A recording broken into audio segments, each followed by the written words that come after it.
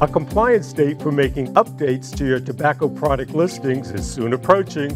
Find out what you need to know on this edition of FDA Tobacco Compliance Webinars.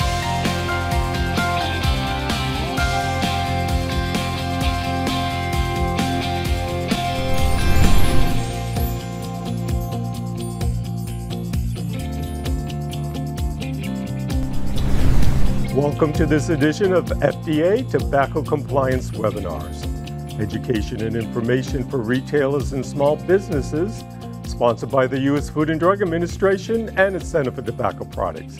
I'm David Racine. Thanks for joining us. The Food, Drug, and Cosmetic Act requires that certain changes to tobacco product listings be reported to FDA twice a year, once during June and once during December.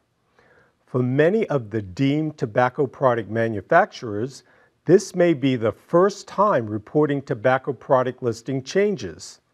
Today, we wanted to explain the type of changes that trigger the reporting requirement, discuss instances when you do not have to update your tobacco product listing information, and provide some other helpful information to those responsible for tobacco product registration and listing.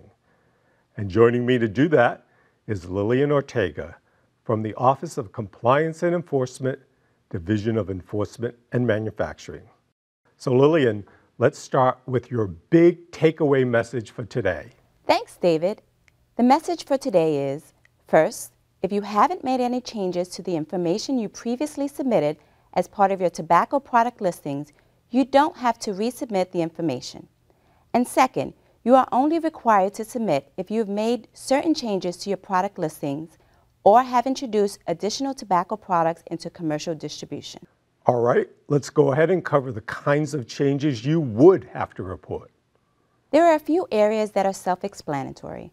One, if you have introduced a tobacco product into commercial distribution and have not included that product in a previous submission, then you're required to provide the complete product listing information. 2, if you have discontinued manufacturing a product for commercial distribution, since the last report, you're required to provide notice that the product has been discontinued along with the date of discontinuance. And 3, if you had a product listing that was marked as discontinued in a previous report and you have since resumed manufacturing for commercial distribution, then you're required to provide notice of the resumption, the date of the resumption, and complete current product listing information. So that seems straightforward. Are there other changes that need to be reported? Yes, you're required to report any material change in any information previously submitted. Let me give you some examples. Under the Act, when you submit your tobacco product listings, you must include with your submission all labeling for that product.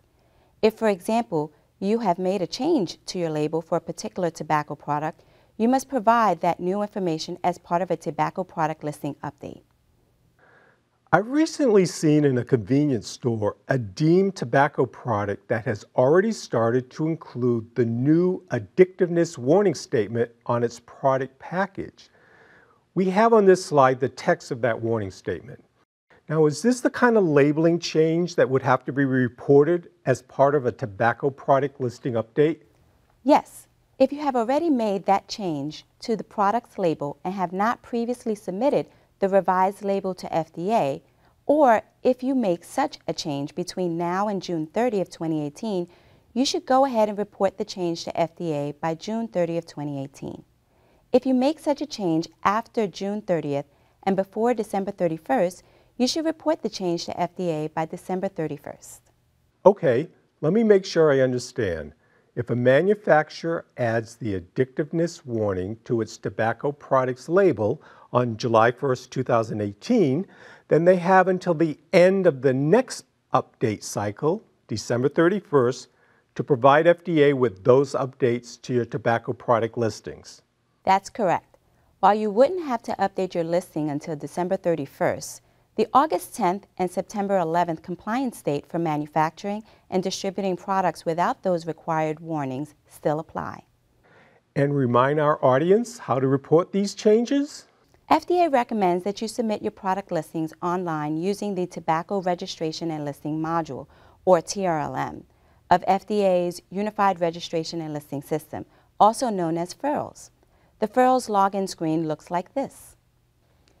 If you have previously submitted using FIRLS, you should find that your submitted product listings in the system under your account. You can then modify your current listings to report any changes, product discontinuances, or add a new listing if you have introduced a tobacco product into commercial distribution and have not included that product in a previous submission. If you previously provided your tobacco product listing information to FDA by some other mechanism, such as using the paper form, and you do not see the listings in your account that you wish to update, then please contact FDA. You can contact us at ttp.registrationandlisting@fda.hhs.gov. Small businesses can also contact our Office of Small Business Assistance by sending an email to smallbiz.tobacco@fda.hhs.gov. Thanks, Lillian. Anything else we should know? Remember, you are only required to submit a listing update if you have made certain changes to your product listings or have introduced additional tobacco products into commercial distribution. You also don't have to wait until June 30th or December 31st to report the changes. You can do so at any time once you have implemented those changes. I've also included some references and a guidance document on this slide that might be helpful to you. You can download the slides accompanying this webinar, which will include the links to these references. And of course, if you have any questions, you can call us at 1-800-CTP-1373. Thanks, Lillian. That brings us to the close of this program, brought to you by the Center for Tobacco Products, protecting our kids and the nation's health from tobacco.